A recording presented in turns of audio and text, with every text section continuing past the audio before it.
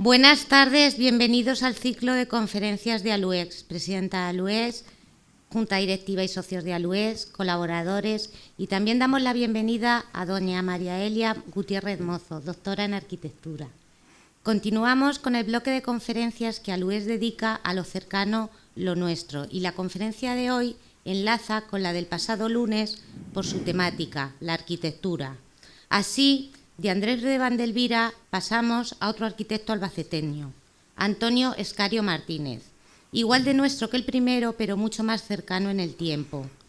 La conferencia de hoy es uno de los primeros reconocimientos, si no el primero, a una gran trayectoria profesional tras su fallecimiento en junio de este año.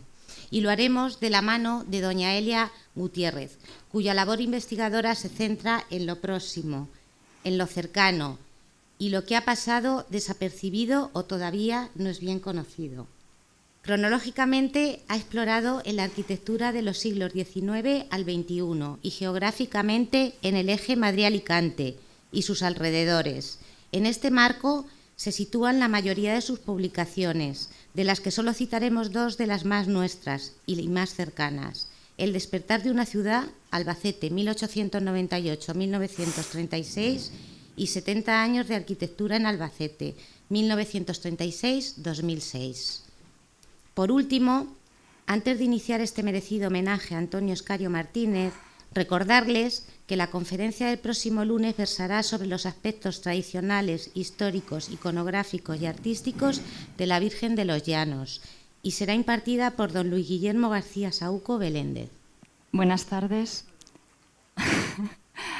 En primer lugar, es un gesto de cortesía, así que vamos a empezar por él, porque además en esta ocasión es un gesto de profundo afecto y cariño.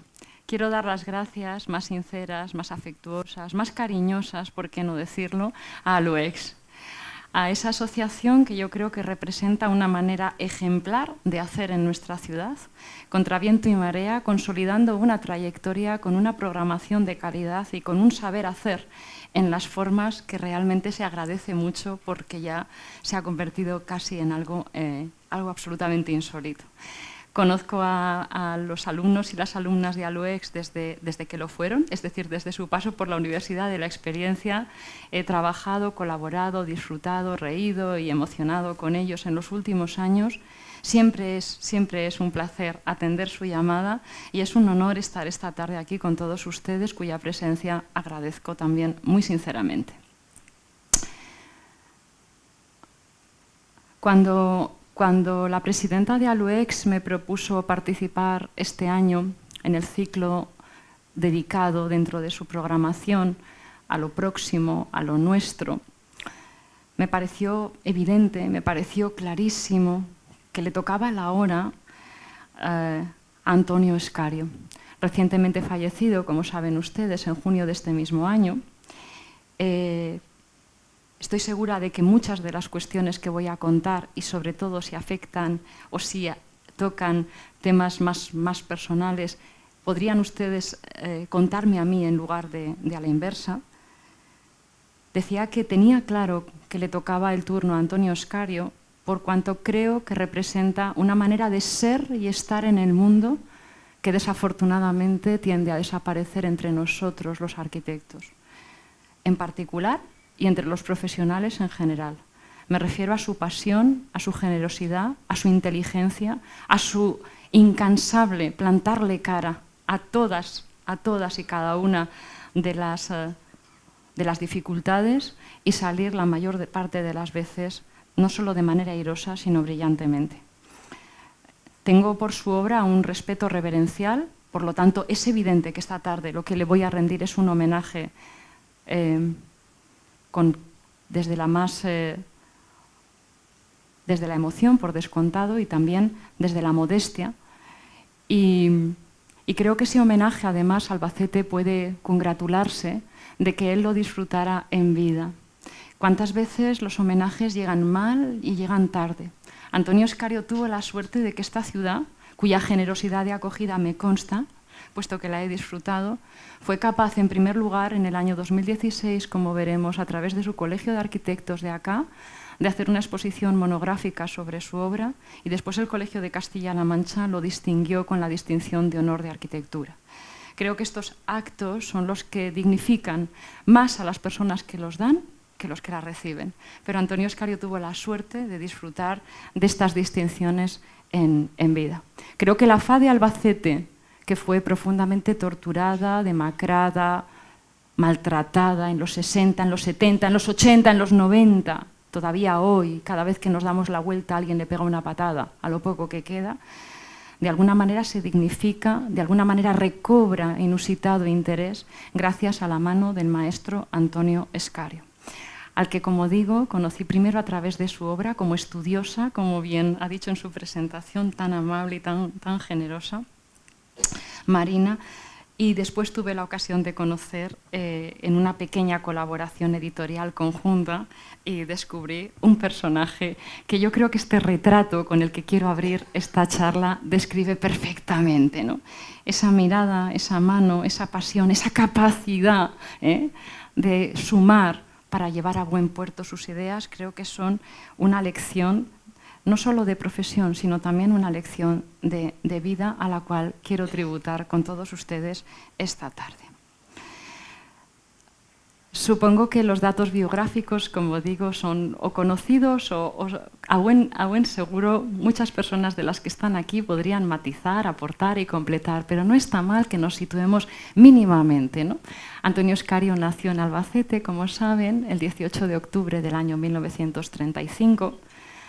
En una entrevista que concedió a un periódico local, dijo vivir en esta hermosa casa que adoro tanto, que ocupó la portada del libro citado por Marina, El despertar de una ciudad, en la calle Tesifón, en la calle Marqués de Molins, perdón. Y me parece preciosa y conmovedora la foto con su madre viuda y su hermano.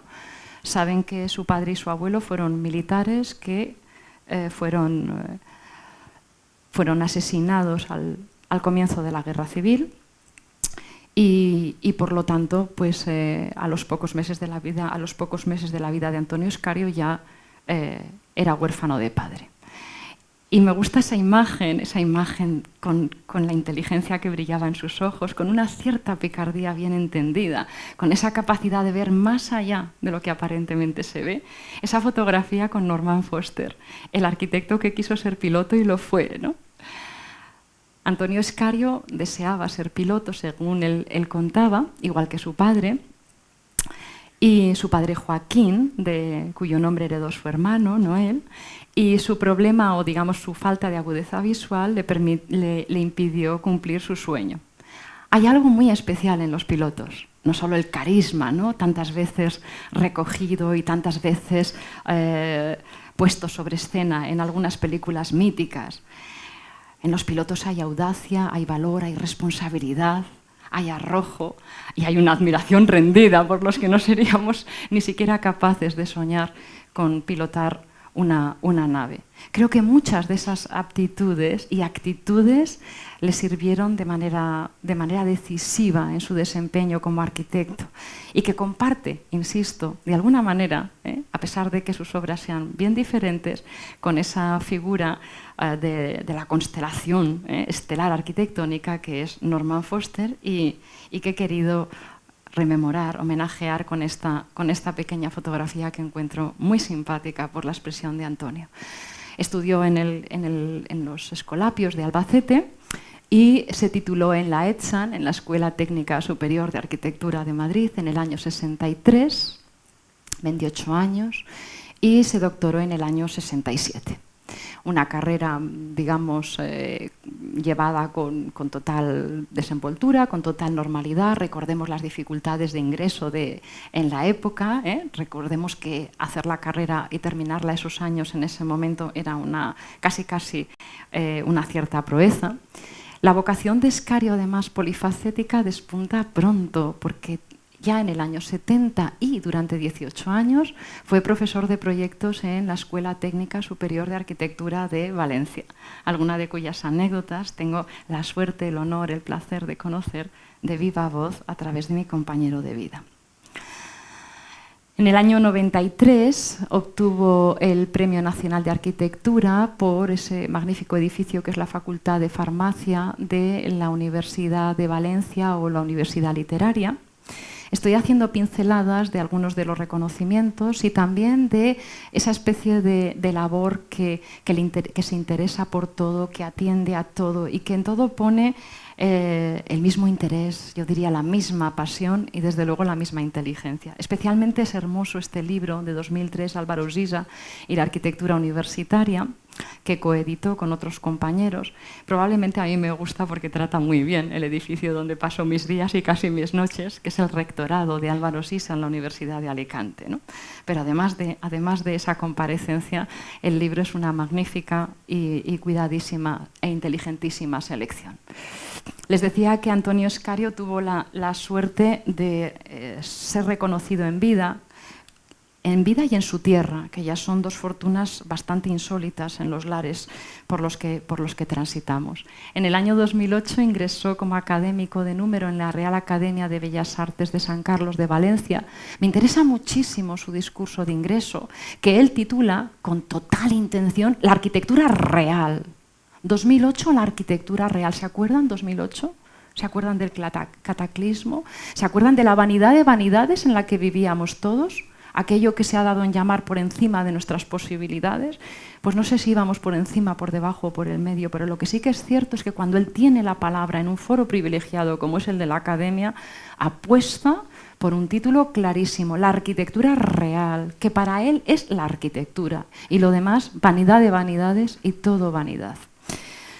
Y qué bonita la contestación de ese hombre humilde, de ese hombre estudioso y fantástico que es Paco Taberner, que le responde con la construcción como idea generadora de la arquitectura de Antonio Escario.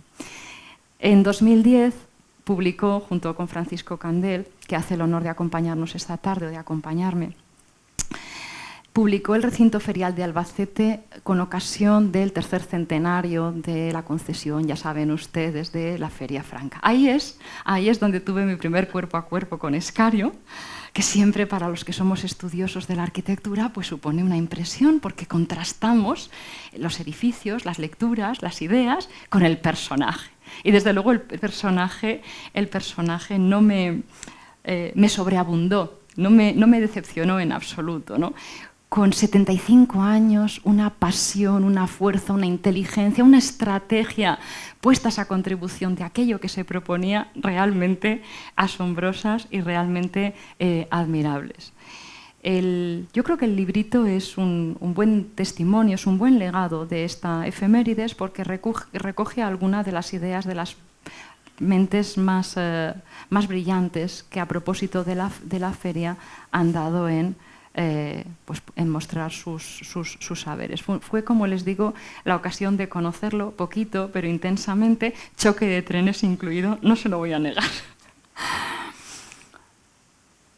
Cuando también en 2010, y promocionado por el Colegio de Arquitectos de Albacete, al cual agradezco su presencia representada por alguno de los miembros de su junta directiva, editó este libro, 70 años de arquitectura, 1936-2006, es decir, la arquitectura contemporánea, más reciente.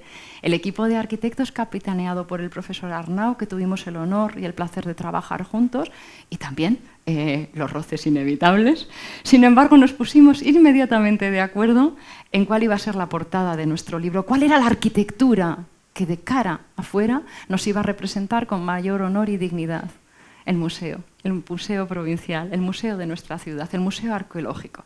Esa planta que dibuja la planta del edificio y dibuja las plantas del parque a las cuales se quiere parecer, entendimos que representaba mejor que nada lo mejor de nuestra ciudad y que merecía, por lo tanto, la portada de nuestro libro. Cuando en 2014 Javier Domínguez publica esta pequeña monografía, La arquitectura de Antonio Escario, parece que piensa lo mismo. Él, en vez de elegir la planta, elige esta perspectiva interior, este paisaje interior, ¿no? Que es lo que es básicamente el museo, un paisaje dentro de otro paisaje, tan inteligente, tan elegante, tan racional, tan funcional y por otra parte tan absolutamente delicado.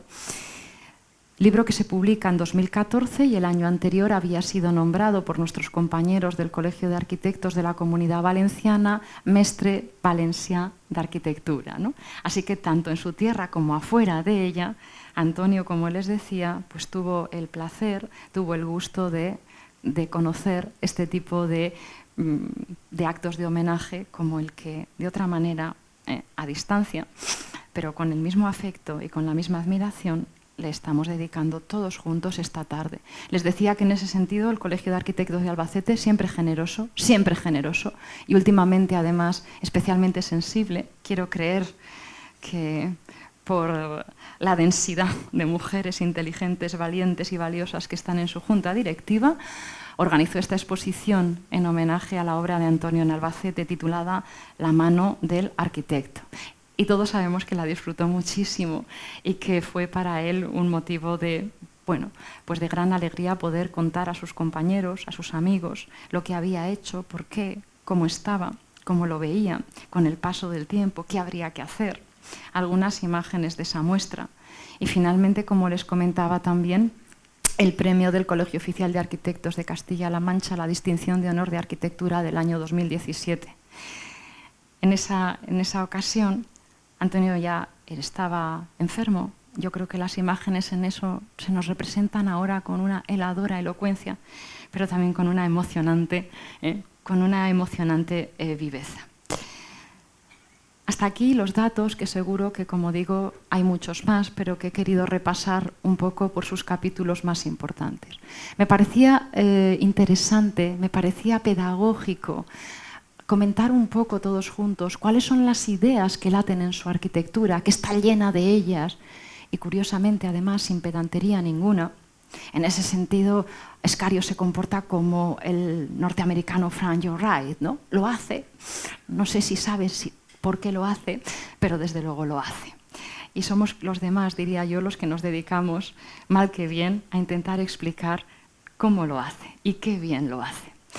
Decía que me parece interesante comentar brevemente esta especie de claves para que luego todos naveguemos juntos con mayor comodidad y sobre todo con mayor placer, el que procede de entender a través de algunas de sus obras, que son las que he elegido esta tarde para pasear por su arquitectura. Diré que en esa selección he sido libérrima. No me siento obligada a hacer ni un monográfico ni una lección magistral a propósito del Escario que amo. He elegido las obras que están en Albacete, entre otras cosas porque estamos en Albacete y porque sostengo que su mejor arquitectura se produjo aquí, sin desmérito, por descontado, de la que se produjo en la Comunidad Valenciana, que conozco peor y que me interesa menos, por razones probablemente que no hacen al caso, ¿no? Y entre la docena de ejemplos de Albacete he salpicado 3 en Sevilla, en Murcia y en Vigo, por razones un tanto, si quieren, pintorescas, pero que completaban la panorámica o el itinerario que quisiera dibujar. Decía que las ideas de arquitectura o las ideas en la arquitectura de Antonio Escario nos pueden ayudar después a entender mejor y a disfrutar, por lo tanto, con mayor profundidad el paseo arquitectónico que vamos a dar de su mano. Antonio Escario tenía claro que la arquitectura era técnica o arte, en el sentido de saber hacer, de quien realiza un proyecto y dirige una obra, ¿no? Tenía muy claro, junto con Vitruvio, que la arquitectura es el oficio del maestro constructor, que la arquitectura es básicamente el arte de construir o construir con arte. Tarea ardua o difícil. Es verdad que inserta ese concepto moderno del proyecto en su definición de arquitectura, que está completamente ausente del viejo Vitruvio, ¿no? Pero es que Escario es, y se quiere además, un hombre de su tiempo. El fin de la arquitectura, nos dice, es crear espacios con sentido. Cuando Escario decía con sentido, quería decir lógicos, racionales, funcionales, donde los seres humanos puedan desarrollar todo tipo de actividades. La arquitectura es el escenario de la vida y tiene que posibilitarla y tiene que favorecer y fomentar no solo lo previsto, sino sobre todo lo imprevisto. Cuando la arquitectura es buena, suceden cosas que nos sorprenden, ¿no? Cosas que no estaban en el proyecto y que no estaban en la cabeza de sus artífices y que muestran cuánto y cuán grande puede ser una obra de arte, sobrepasando a su autor en muchas ocasiones. Hay 3 ideas clave, creo yo, en la arquitectura de Antonio Escario que ordeno parafraseando a Vitruvio, ya que él mismo lo cita en su discurso de investidura como académico. Por un lado, la lectura de Escario siempre ha de comenzar, en mi opinión, por una lectura desde la utilidad, desde la utilitas vitruviana, ¿no? Cuánto esmero, cuánto oficio, cuánta inteligencia y cuánta generosidad en las plantas, en las distribuciones de la arquitectura de Antonio Escario. Los programas de necesidades minuciosamente estudiados, despiezados, analizados, para volver después a sintetizarse en una solución llena de orden, llena de clarividencia y, por lo tanto, abierta después a algo que ahora no se nos cae de la boca, pero es muy difícil que suceda: la apropiación por parte de quien vive y disfruta esa arquitectura. La planta, por lo tanto, es siempre clave en Escario y, en mi opinión, siempre modélica. Segunda pista, la firmeza o la firmitas vitruviana, ¿no? Es fundamental en Escario la idea del maestro constructor, la arquitectura como oficio que se puede aprender y, por lo tanto, que se puede enseñar. Todos sus alumnos de la Escuela de Valencia comentan lo mismo, ¿no? Cuánta honestidad hay en esa especie de perfil bajo, ¿no? Lo digo con todo el respeto y con toda la admiración de quienes entendemos que antes que un arte, o antes que una inspiración, o antes que arquitectos talentosos, lo que necesitamos es arquitectos comprometidos y arquitectos que conozcan su oficio, un oficio milenario que se ha podido enseñar y que se ha podido transmitir. Yo creo que esa reivindicación ahora, lo hablaba antes con Candel, nos hace más falta que nunca, por muy romántica que resuene en estos tiempos. El oficio que conoce los materiales, que apura sus posibilidades expresivas, que es capaz de encontrar poética en sus ensamblajes, que hace de la técnica la herramienta para expresar una idea, la audacia extractoral, la lógica, serán siempre constantes en los proyectos de Antonio Escario. Y finalmente la belleza, la Venustas de Venus. Escario fue un gran dibujante, como casi todos los arquitectos de su generación. Aprobar la asignatura de dibujo era un tema terrible, ¿no? Y a mí me parecen fascinantes esos bocetos en los que es evidente que tiene toda la idea del proyecto en la cabeza y cómo lo va dibujando, pasando por todas las escalas hasta el más mínimo detalle. Me he permitido copiar la definición de Paco Taberner cuando responde al discurso de ingreso en la Academia de Escario: una obra alejada de modas efímeras, con voluntad de materialidad, la arquitectura real, repito, sustentada en el conocimiento de los procedimientos constructivos y en la expresividad de los materiales, de gesto contenido en las formas y audaz en sus concepciones estructurales, que armoniza la rigidez funcional de sus plantas con eficaces recursos plásticos ligados a la ingeniosa utilización de los materiales. Como no podía decir mejor, pues he copiado a Paco, que estoy segura de que además no se va a enfadar conmigo. Algunas referencias para que entendamos el mundo conceptual de Escario, sus maestros declarados, escrito por él, ¿no? Yo creo que hay tres grandes maestros del movimiento moderno, de la modernidad, que son sus referencias, y además me encanta porque las copias son literales, explícitas, no es un parece que, no, te admiro y te copio. Y como lo hago bien, además, ni te enfadas tú, ni me desacredito yo, ¿no? En algunos casos les he puesto ambas imágenes para que vean a qué me refiero, para que vean que la arquitectura como oficio, como les decía antes, se puede enseñar y se puede aprender, y se aprende, entre otras cosas, copiando bien. Cuando nos enfadamos todos es cuando se copia mal, ¿eh? Frank Lloyd Wright, ¿qué aprende del norteamericano? Yo creo que la idea fundamental de Wright que detectamos en la obra de Escario es la de la arquitectura orgánica. ¿Y qué es eso? Hay una lectura un tanto ingenua, pero que puede ser pertinente, ¿no? La arquitectura orgánica es aquella que se quiere parecer a una planta, no solo en sus formas, ¿no?, sino también en sus procesos de crecimiento, en su manera de imbricarse con el medio. Es verdad que esta es una lectura posible, pero sobre todo la arquitectura orgánica es aquella que está y es del lugar físico, que tiene unas coordenadas geográficas, unos vientos, un soleamiento, una climatología, y del lugar cultural y del lugar, del genius loci, del lugar cultural, de la idiosincrasia del sitio. Sensibilidad para lo físico y para lo inmaterial. Para que una arquitectura concreta sea buena arquitectura, decía Escario, debe serlo en perfecta simbiosis con todas las características y factores de su ubicación en el sitio elegido. Yo creo que la lección de Wright palpita con fuerza en el maestro albaceteño. Esa es la razón, además, por la que su obra es tan variada y tan diversa, por la que a veces a uno le cuesta encontrar un hilo conductor cuando quiere explicarlo. ¿Cómo va a ser parecida si lo que importa es el sitio donde estoy y no hay dos sitios iguales, como no hay dos personas iguales? ¿Cómo no va a ser variada una respuesta que sea sensible y que afine sus notas con la música del lugar en donde asienta? Segundo maestro, Mies van der Rohe, y su voluntad de orden y de expresión de su tiempo. Hay dos definiciones de Mies que he copiado. La arquitectura es poner orden en la desesperada confusión de nuestro tiempo. Cuando leo a Mies me tranquilizo porque me doy cuenta de que todos pensamos que nuestro tiempo es desesperado y confuso. Así que debe de ser un mal que cada generación repite, ¿no? Y que los jóvenes nos alivian un poquito de esa melancolía. Y la arquitectura es la voluntad de una época traducida a espacio. ¿Cuánto le importa a Escario ser un hombre de su tiempo? Y qué difícil es eso, además, qué difícil. Ser de tu tiempo y, sin embargo, no dejarte llevar por las modas ni por los cantos de sirenas.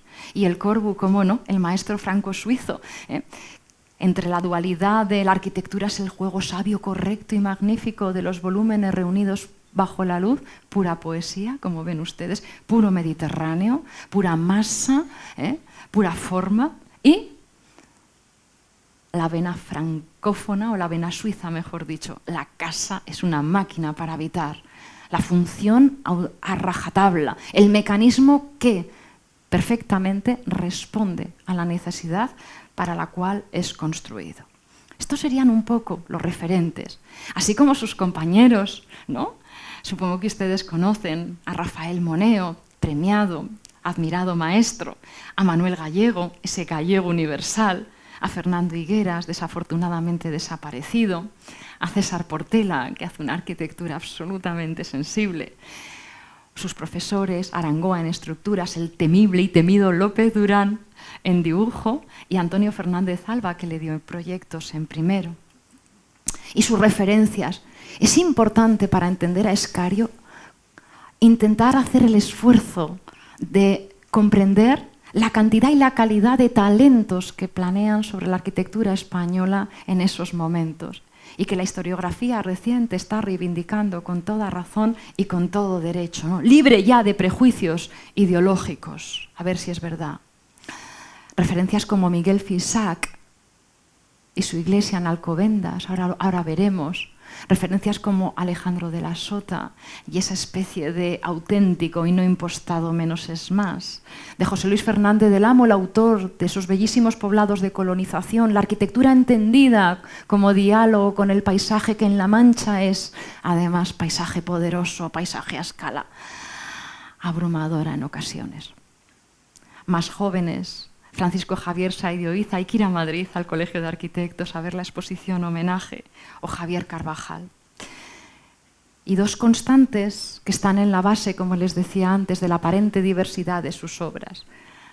A mí me parece fantástico, fantástico lo que le gustaba a Antonio colaborar. Aquí hay personas que podrían explicar, que pueden explicar eso mucho más y mucho mejor que yo, ¿no? Esa manera generosa, esa manera infantil en el mejor término, en el mejor sentido del término, por la cual uno está siempre dispuesto a aprender, siempre dispuesto a enseñar, entendiendo además que ambas acciones son las dos caras de una misma moneda. Y como les comentaba antes, esa atención delicada, atenta, afinada al lugar siempre distinto. Al acabar la carrera, Escario hace prácticas en el estudio de Casto Fernández Shaw.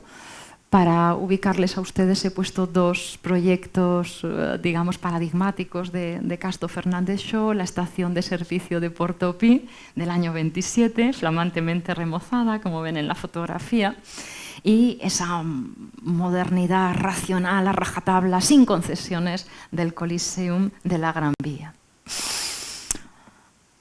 Para Escario, la arquitectura de los grandes maestros, estos que hemos visto, del movimiento moderno y sus compañeros y profesores, ha conseguido trascender y estar más allá de cualquier moda o circunstancia temporal. Eso es lo que caracteriza a la buena arquitectura, también capaz de proporcionar identidad al lugar. He querido hacer unas notas a propósito de su idea sobre la ciudad, porque es muy llamativo que en su discurso de ingreso en la Academia de Bellas Artes de San Carlos de Valencia, las 2/3 partes de su discurso no están dedicadas a la arquitectura, sino a la ciudad. Porque un arquitecto que lo es sabe que construye ciudad cuando construye su arquitectura, que la construye, que la dignifica o que la hunde, cuando es absolutamente insensible con su arquitectura. El urbanismo debería de ser simplemente unas mínimas reglas del juego. Lo siento, urbanistas del mundo, pero creo que la responsabilidad de hacer ciudad está en la arquitectura, y entiendo que Escario lo comprendía así también, lo veía así también, lo pensaba así también. 2/3 del discurso de un arquitecto dedicados a la ciudad. ¿A cuándo sabemos hacer ciudad? Citando un bellísimo ensayo que todavía es referente, quizá hoy más que nunca, Construir en lo construido, del profesor de Gracia, ¿no? Ese compromiso por el cual nunca partimos de cero cuando estamos en el centro de la ciudad o en medio del campo, que es una ciudad distinta, una ciudad de otra manera. Que sus moradores adquieran sentimientos de pertenencia que son fundamentales, decía Escario, para la cohesión social, orgullosos de vivir donde viven. Esto en Albacete especialmente interesante. Los barrios como clave y una especie de consejo. Los arquitectos deberíamos no ser cómplices de las acciones de incivilidad que tienen como protagonista la arquitectura y el urbanismo depredadores. La foto del Panteón de Roma, por dentro y por fuera, es un pequeño homenaje, puesto que en su discurso él dice que es uno de esos edificios a los que volver una y otra vez y emocionarse siempre. Las mismas palabras, por cierto, que el profesor Alberto Campo Baeza repite a sus estudiantes. Después de las pequeñas pinceladas biográficas y una ligera cartografía por las ideas que entiendo palpitan y dan sentido y emocionan y nos interesan y la hacen imperecedera a su obra, vamos a hacer un pequeño paseo por algunas de las que entiendo que son más relevantes o que a mí me interesan más. Insisto en que la selección es personal. No me he sentido obligada en esta ocasión a hacer una justificación científica para pasar después una evaluación por pares, ¿no? Me he sentido libérrima, me he sentido feliz y por lo tanto he hecho como me ha parecido. Un recorrido por Albacete jalonado con 3 incursiones que deja fuera de manera completamente consciente, no sé si eso tendrá que ver algo con algo de mi inconsciente, pero que deja fuera la Comunidad Valenciana. Vamos allá. Así de fuerte, así de potente y así de poderoso comparece en escena el joven Escario, recién titulado, 28 años, 1963, con su primera obra en la ciudad, que tiene que firmar con Adolfo Gil Alcañiz precisamente mientras está a la espera del título. Me estoy refiriendo a esa joyita, a esa pieza increíble, delicada, a esa especie de barco que ya naufraga en el mar tremendo, en el oleaje proceloso de lo que le rodea, ¿no? Es el oratorio de San Felipe Neri, cuyas plantas pues están viendo ¿si muevo esto? ¿Se mueve ahí? Bueno, no importa, cuyas plantas están viendo en la pantalla. Saben que tiene 2 niveles, el nivel de acceso desde la calle Tetuán, más bajo, y el nivel desde el Arcángel San Gabriel. Y sobre todo la importancia de esa sección, ¿no? Este gesto, que es el gesto desde Adán para protegernos de la intemperie, ¿no? Es el gesto que evoca el paraíso perdido, añorado, y que los arquitectos tratamos mal que bien de proporcionar a nuestros congéneres en la tierra. La sección de la cubierta inclinada y esa horquilla acogedora, esa horquilla que abraza y después reúne y concentra su atención en el punto clave del altar. Estos bellísimos alzados que además ilustran, que además iluminan su idea con el apunte del entorno y la presencia, probablemente impactado por la obra del gran Alvar Aalto y más recientemente de Fisac, como les decía, en su iglesia para los dominicos de Alcobendas, ¿no? El gran campanario exento en hormigón como un granito, por descontado no a escala del edificio, sino a escala de la ciudad. La foto antigua está en mala calidad, pero nos demuestra esto, o nos muestra, mejor dicho, esto que les quería decir. Cómo es importante, cómo es esencial conservar no solo estrictamente los límites, la polilínea, el perímetro de las arquitecturas nobles y relevantes, sino también, cuando éstas lo son y tienen sentido en función de un entorno, girar la mirada alrededor y tratar de protegerlo también.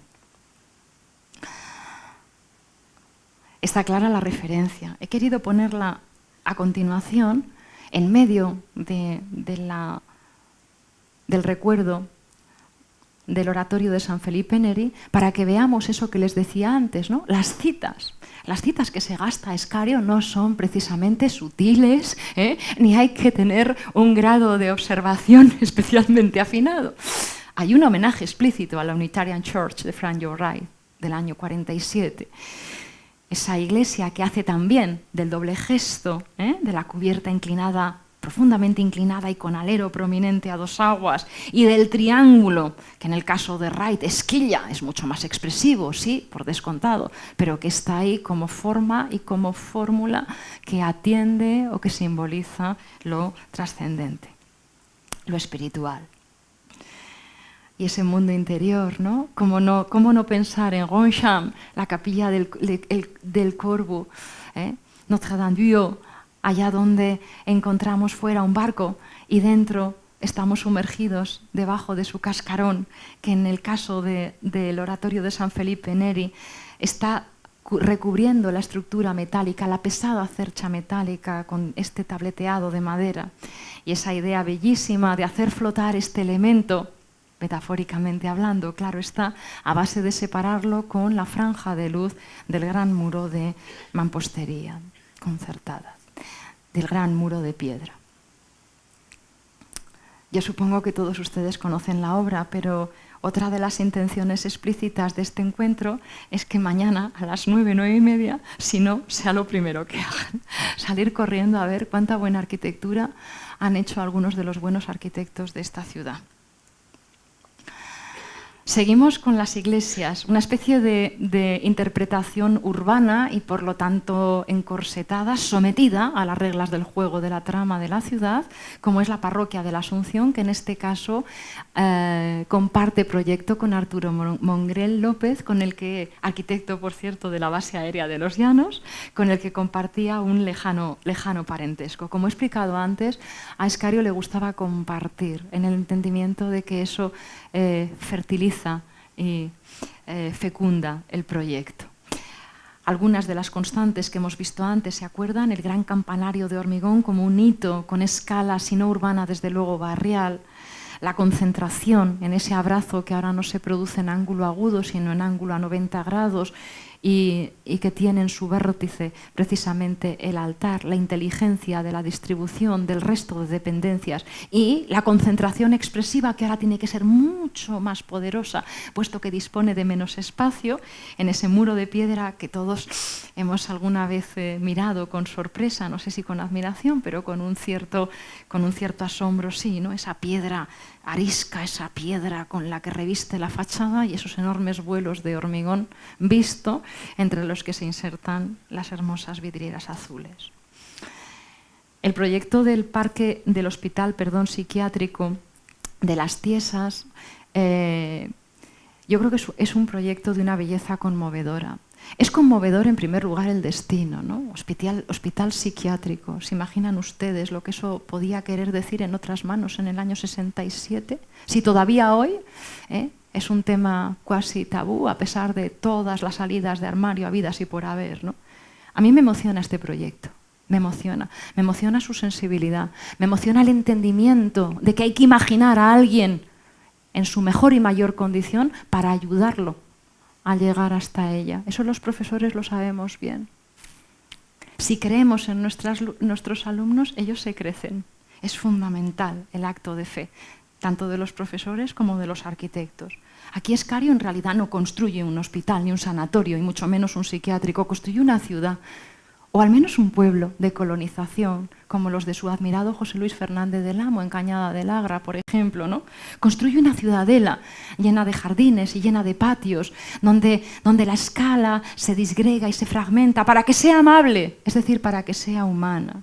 El orden, la inteligencia de introducir el paisaje manchego en esos patios, la solución constructiva, la manera de hacer deslizar la cubierta por la primera planta para bajar la escala del conjunto y para integrarlo en el paisaje, la obsesión por lo horizontal, la capilla y, como les decía, ese diálogo siempre fructífero, siempre hermoso, siempre enriquecedor para ambas partes, que es el que se da entre naturaleza y arquitectura en Escario. No sé qué demonios se entiende ahora por arquitectura sostenible, pero si esto no es, no sé entonces de qué estamos hablando. Ya hemos comentado algo a propósito de nuestro queridísimo Museo Provincial, ¿no? Año 68, vaya, un año caliente, ¿no? Pienso ahora también en París, que está caliente, pero en otro desdichado sentido. El Museo Provincial como ejemplo probablemente resplandeciente de todo eso que antes trataba de explicarles a propósito de la arquitectura orgánica. Una arquitectura que está en el sitio, pero es del sitio y no podría estar en cualquier otro. Con cuánto primor, con cuánto amor, con cuánto cuidado se ha dibujado la planta y las plantas. La planta y las plantas, esos árboles maravillosos de gran porte que caracterizan uno de nuestros patrimonios más hermosos y que resiste a cualquier gobierno municipal que lo mire. Se llama el Parque de Abelardo Sánchez. Nuestra primera línea de playa, los que viven frente a él lo saben bien, ¿no? Que es una fortuna despertarse al atardecer, mirar por la ventana y ver el parque.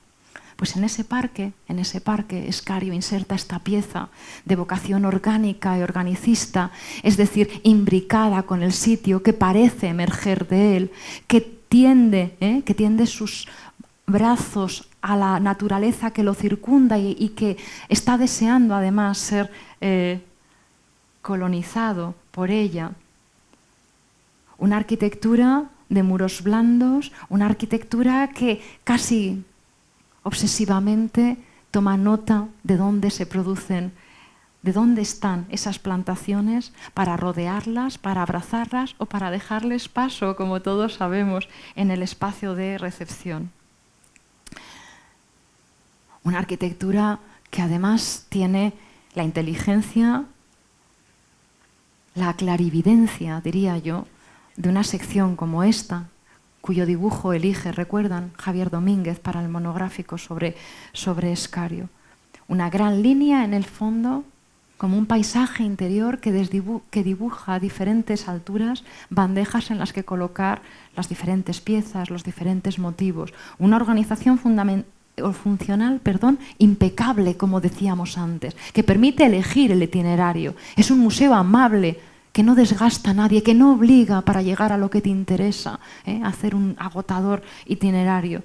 Un museo con una escala, con la inteligencia de dar respuesta a la doble escala humana del interior y de la naturaleza en el exterior. Una de nuestras piezas maestras que yo creo que debemos reivindicar con toda la firmeza y con todo el orgullo, exento por descontado de vanidad. Esta es la imagen que todos nosotros recordamos, ¿no?, por poderosa, y que también tiene un punto, no se lo voy a ocultar, un punto doloroso. Cuando uno mira arriba y actualmente ve esas ramas de los árboles maniatadas con cadenas, ¿no?, y piensa que en el fondo la arquitectura gana algunas batallas pero pierde la guerra. Y este juego de cubiertas y de lucernarios, qué bonito, con qué maestría está controlada la luz, cuestión que en un museo es fundamental, no solo para ver correctamente, sino para la correcta conservación de las piezas. Y como pasa en Albacete, pues a veces el entorno nos juega malas pasadas. Otro ejercicio que yo creo que no es suficientemente reivindicado y que a mí me parece muy hermoso por las razones que he dado y alguna más, es el Centro de Recuperación de Inválidos, está en la carretera de Madrid.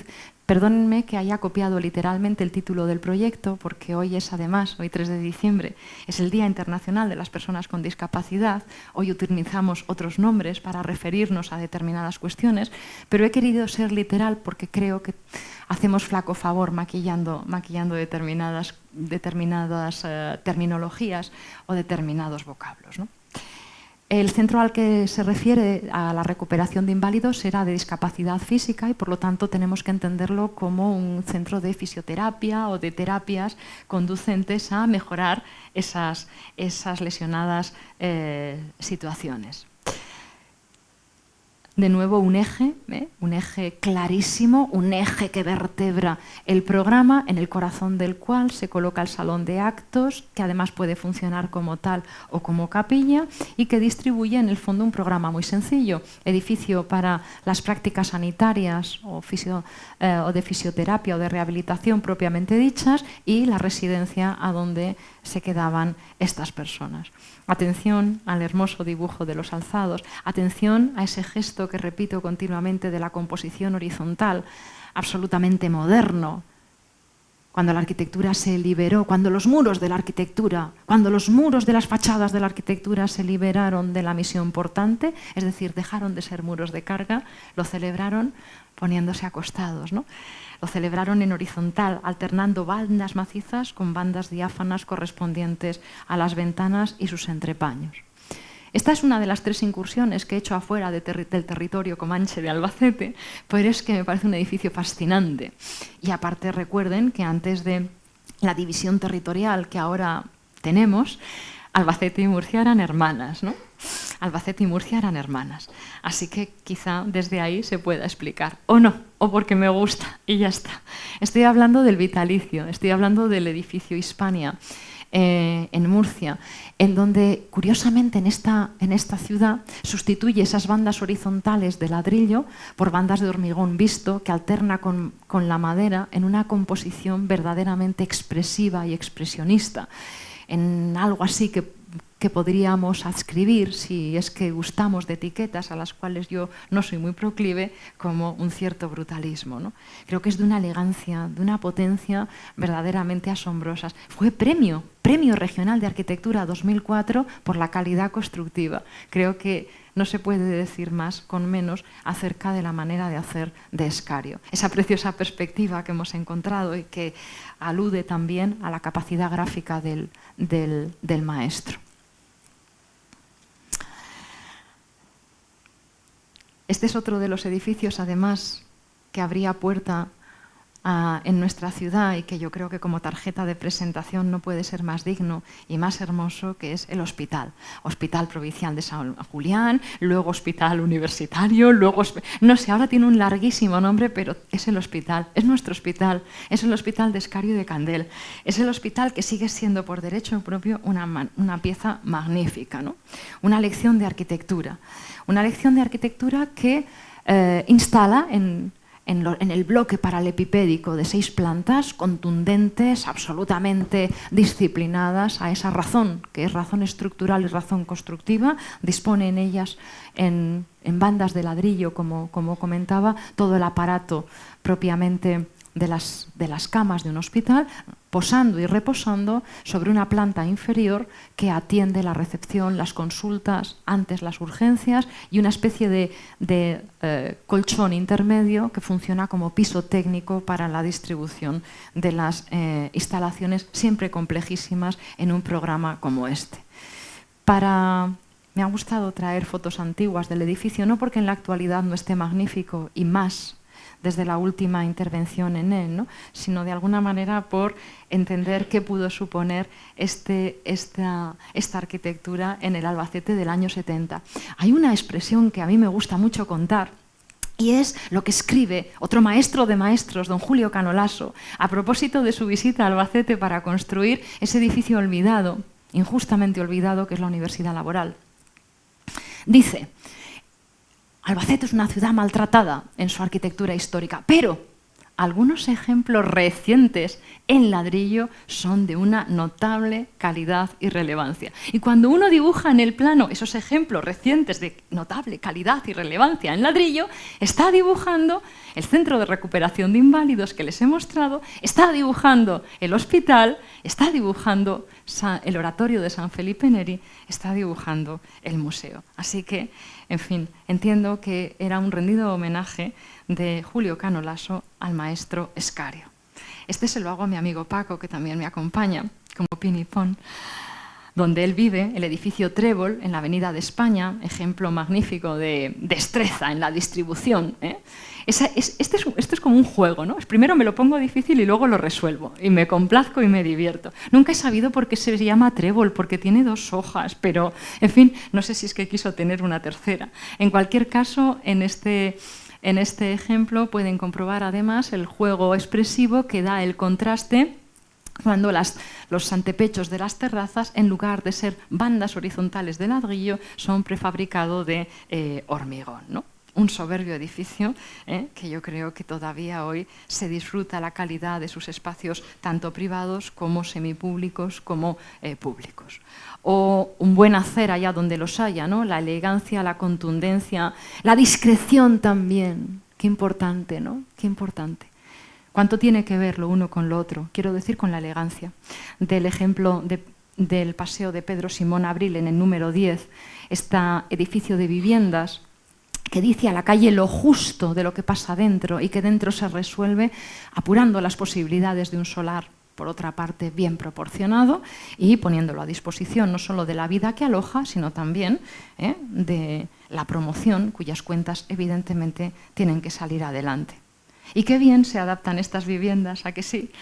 Estas viviendas que tenían en la cocina una habitación y un aseo para el servicio. Qué fácil es entrar en ellas y hacer una vivienda contemporánea. Porque cuando la arquitectura es buena, lo resiste todo, absolutamente todo, ¿no? Resiste la vida de nuestros antepasados, la nuestra y de las que nos sucederán. Y la coge con una pasmosa tranquilidad y con un enorme confort. Cuando estábamos haciendo el libro de 70 años de arquitectura para Albacete, Escario me decía: Elia, saca la universidad que quise hacer. Me he emocionado tanto que he desmoñado el libro. Perdón. Saca la universidad que quise hacer. El campus, quiero decir. Y lo hice en el libro y ahora, allá donde esté, pues lo hago otra vez. Este es el plan de Escario para el campus, para la ampliación del campus de la Universidad de Castilla-La Mancha en Albacete. Reconocerán su núcleo original, reconocerán probablemente la rotonda, la conexión con el parque y disfrutarán de una brillante idea que a pie llano, es decir, sobrevolando las diferentes vías de circunvalación, lo conectaba con la Pulgosa, ¿no? Cuánta inteligencia, cuánto sentido urbano, que quiere decir no solo de ciudad, sino también cívico, hay en este entendimiento de la ciudad universitaria que proyectó Antonio Escario y que se quedó en esto, ¿no? Y que él gustaba de que fuera publicada, reivindicada y contada, por lo menos para que constara las oportunidades que hemos perdido. Le pasa lo mismo a nuestro querido compañero Juan Caballero con su estación del AVE, ¿no? La aportación de Escario en el campus de la universidad es también muy significativa. No diré, pero diré que, en mi opinión, los mejores edificios de la universidad se deben a su mano, sin desmérito, por descontado, de los que lo acompañan. Pero hay en su arquitectura algo muy difícil de definir y que ustedes me van a entender bien. Se llama clase, se llama elegancia, se llama un porte diferente, ¿no? No solo en la dimensión de sus espacios, Escario sabe recibir, sabe que un recibidor es para recibir y un paso para pasar con holgura, en el aparejo de sus materiales, en las soluciones constructivas, en el tratamiento de lo que acontece alrededor. En el edificio de Derecho, Económicas y Empresariales y Relaciones Laborales y no sé cuántas cosas más, es muy curioso porque a mí me gusta mucho más la espalda que el frente, ¿no? En el frente saben que le sale esa especie de grano con el que hay que rendir culto al vicerrectorado y que el vicerrectorado acusa recibo con un gesto cóncavo frente a este gesto convexo. En fin, en cualquier caso, ahí está su bellísima espalda que en este caso, como digo, yo prefiero a su cara. Y lo mismo me pasa con la Escuela Técnica Superior para Ingenieros Agrónomos, que me da muchísima pena que esté donde está, porque está en segunda fila, después del rectorado, como ustedes saben, detrás, y sin embargo yo creo que es una arquitectura de primera, de primerísima, con una solvencia, con una contundencia, con una elegancia, con una decisión que echamos muchísimo en falta en las veleidades que hoy nos rodean. Estoy terminando ya, no se preocupen. Y voy a terminar con ejemplos de altura, con ejemplos emocionantes, con ejemplos que les invito a mirar con la mirada ilusionada de quien entiende un poco más o entiende un poco mejor qué es lo que está viendo. En el caso de la sede central de la Caja Castilla-La Mancha, que Escario hizo con Francisco Candel, es un ejercicio de una inteligencia absolutamente sobresaliente. Entre otras cosas porque no estaba nada fácil, nada fácil. Diríase, como le gusta comentar a Javier García Solera, que uno necesita obstáculos para crecerse. Pues aquí los había todos y los arquitectos se crecieron. Había una ordenanza pues hecha, ya saben ustedes, ¿no? A golpe de taxi, hoy a golpe de Google Earth. Una ordenanza que mandaba salvaguardar la fachadita de la casa de don Ramón Casas Masó del año 1920, que tiene interés, no solo porque es muy hermosa, sino porque explica nuestra ciudad. Esta es la arquitectura que le interesa a Escario, aquella que hace ciudad, que explica ciudad, conforma la plaza de Gabriel Lodares y enchufa, emboca el parque en la ciudad. Por lo tanto, es totalmente pertinente, no en el sentido que el legislador creyó, sino en el sentido que los arquitectos autores de este proyecto entendieron su protección y salvaguarda. Una fachadita de vivienda decimonónica, es decir, con su perfecta jerarquía, con todos sus símbolos, sus aderezos, sus ornamentos, sus adornos, y proyecto, agárrate, de oficina de sede bancaria con todas, oficina de sede bancaria en el año 92, ¿recuerdan? ¿Recuerdan aquella época feliz?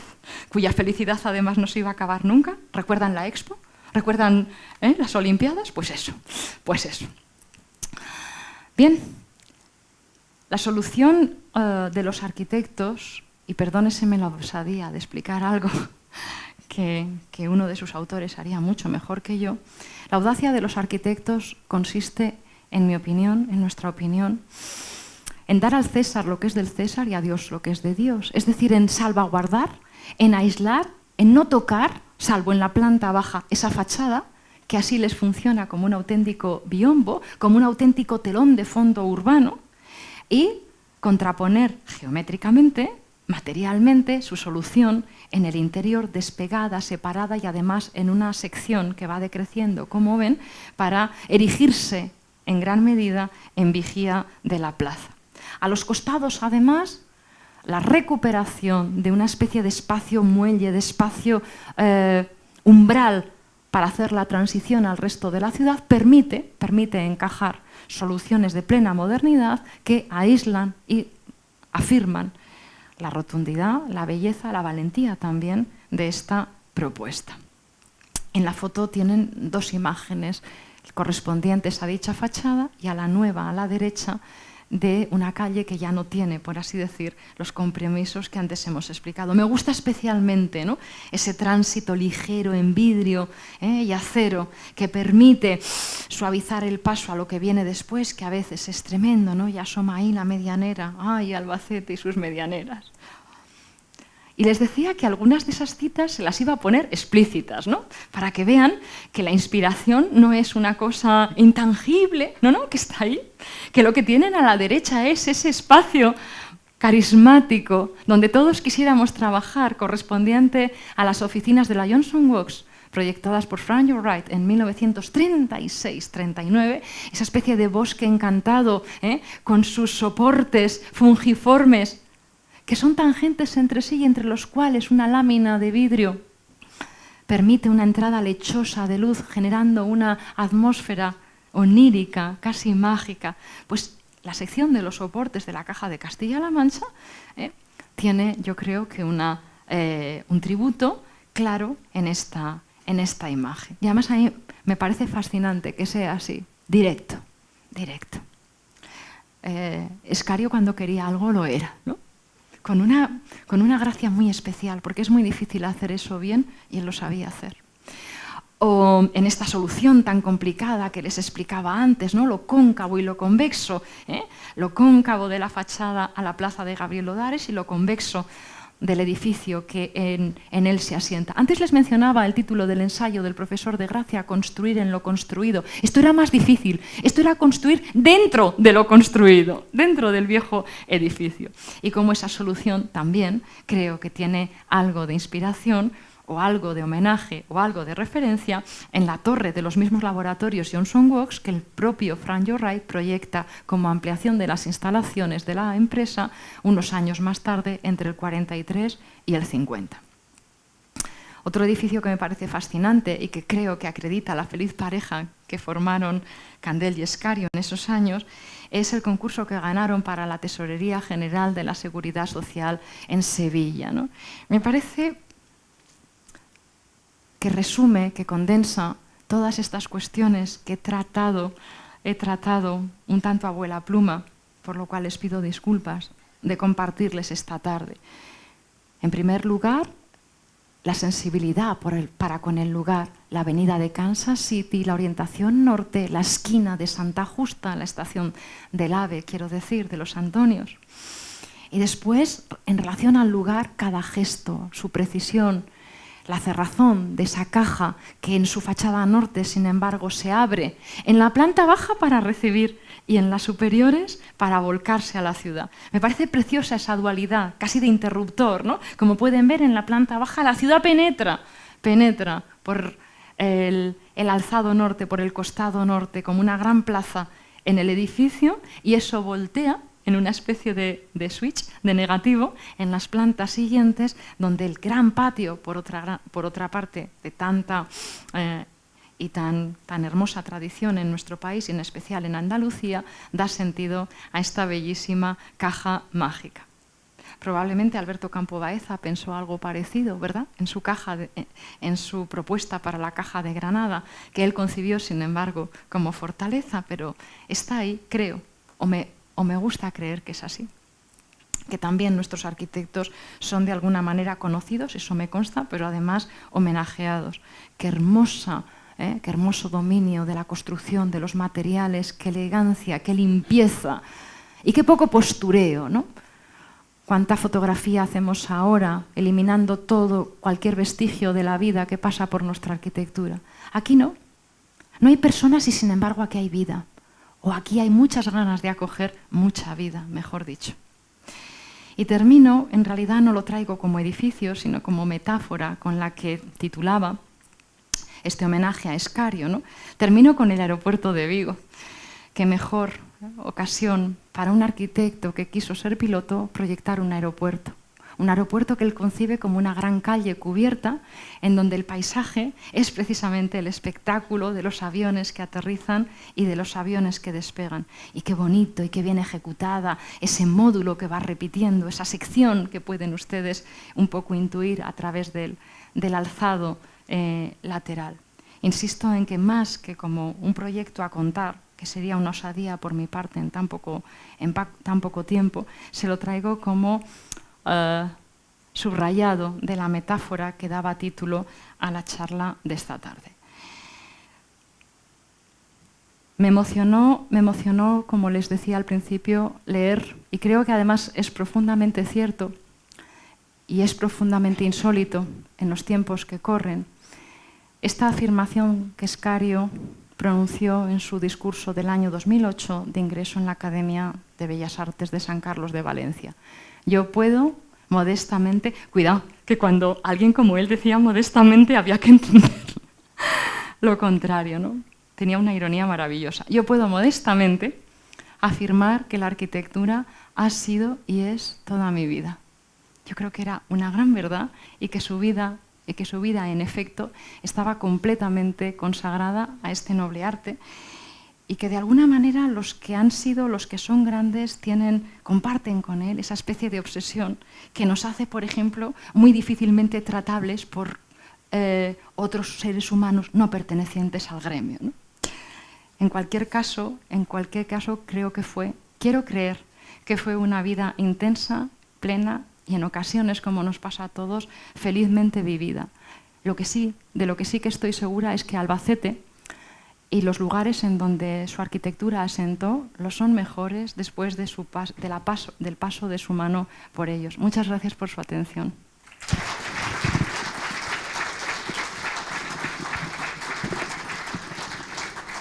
¿Hay alguna pregunta que le quieran hacer a...?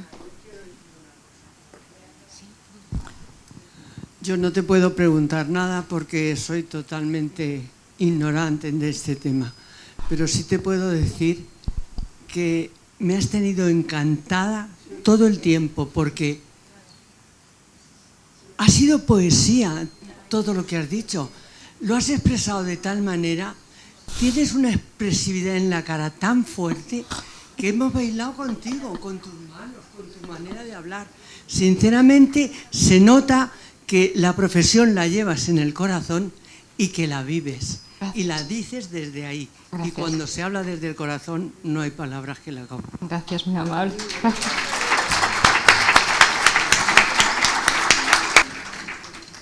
Esta pregunta era fácil. Y yo tampoco voy a hacer preguntas, no. Sino admirada estoy de su discurso tan bonito y tan bien dicho. Y aparte de eso, es que lo que le quería decir es que yo desde que llegué a Albacete vi que mucha gente protestaba porque habían hecho el museo en el parque. Y yo siempre decía, pero si el parque es maravilloso, si el museo es maravilloso, ¿qué digo? Que me he confundido. El museo es maravilloso con esos árboles en medio, con esa arquitectura. A mí es que me maravilló siempre y me sigue maravillando.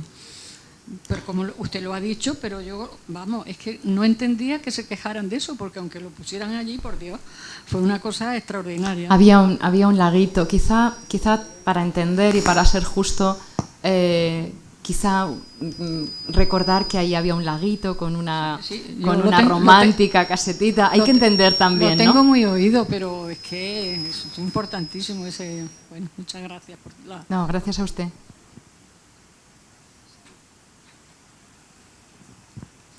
¿Alguien más que quiera hacer alguna pregunta o intervenir?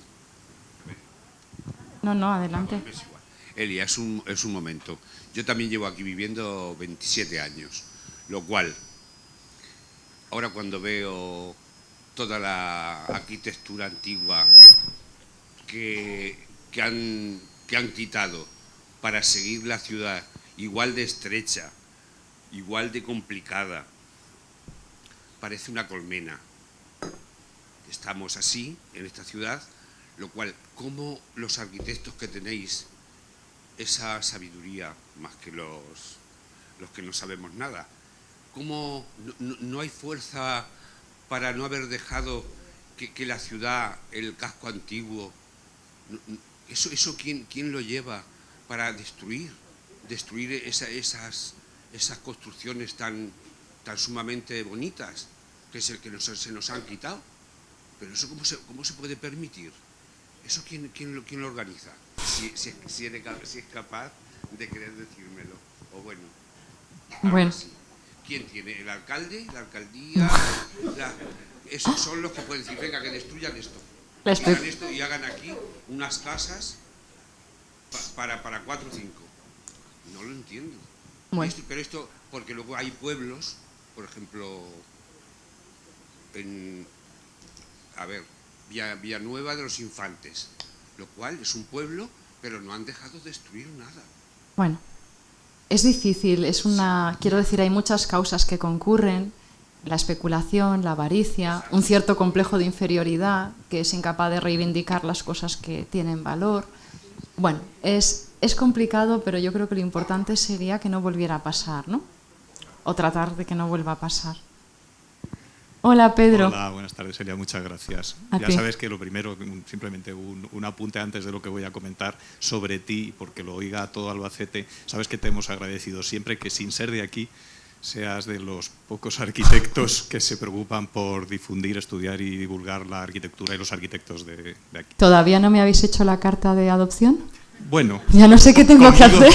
Conmigo lo tienes bueno, solucionado. Es que Pedro y yo estudiamos juntos. Entonces. Precisamente por ahí iba el inciso que os iba a hacer al hilo del comentario de esta señora sobre el estanque y el museo. Precisamente porque Joaquín, que no sé si está por allá abajo, el profesor Arnau, nos dio clase a los dos, me ha venido a la cabeza un comentario que hizo en una ocasión, de tantos que se nos han quedado grabados a sus alumnos. Y es que nos decía que los arquitectos debíamos procurar mejorar con lo que hacíamos lo que sustituíamos o eliminábamos, normalmente otros edificios, y que si no nos estuviéramos quietos. En este caso no fue otro edificio, fue una dotación urbana, pero aunque en Albacete siempre se habla con cariño, yo no lo he conocido nada más que por las encantadoras fotos y bucólicas que todos vemos en los libros, aunque muchos de la generación anterior a la nuestra, lo digo por mis padres incluso, dicen parece ser que se enamoraban en aquel estanque, y eso ya cala mucho en la ciudad. Pero en cualquier caso, yo creo que este es uno de esos ejemplos que nos decía el profesor Arnau, sí, que la arquitectura que ha puesto el arquitecto, sí, vamos, mejora, iba a decir como mínimo iguala, pero mejora lo que había. Sin desmérito, como tú decías, de que lo que había hubiera podido permanecer. Yo creo que, mira, otro ejemplo de lo que tú dices, Pedro, en esta ciudad fue la polémica encendida. Yo nunca he visto Albacete tan en pie de guerra como a propósito del teatro circo. ¿Alguien se acuerda hoy de la tarta de novios que era aquella cosa llena de escayola? Pues no. No. Quiero decir, cuando la arquitectura funciona, pues termina seduciendo en efecto. Y deja paso en nuestra memoria a experiencias nuevas. Mejores en muchas ocasiones. Sí. Gracias. Pues ahora Carmen, la presidenta de Alués, María Elia le va a hacer entrega. ¿Ah, sí, a mí? Sí, de un recuerdo que es el árbol que representa la asociación. Muchísimas gracias, Carmen. Muchas gracias.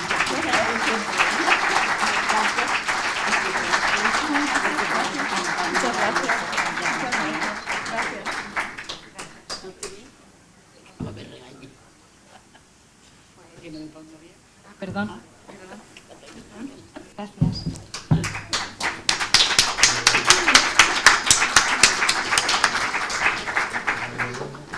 Muchas gracias a todos, buenas tardes y recuerden, el próximo lunes la conferencia será sobre la Virgen de los Llanos. Buenas tardes.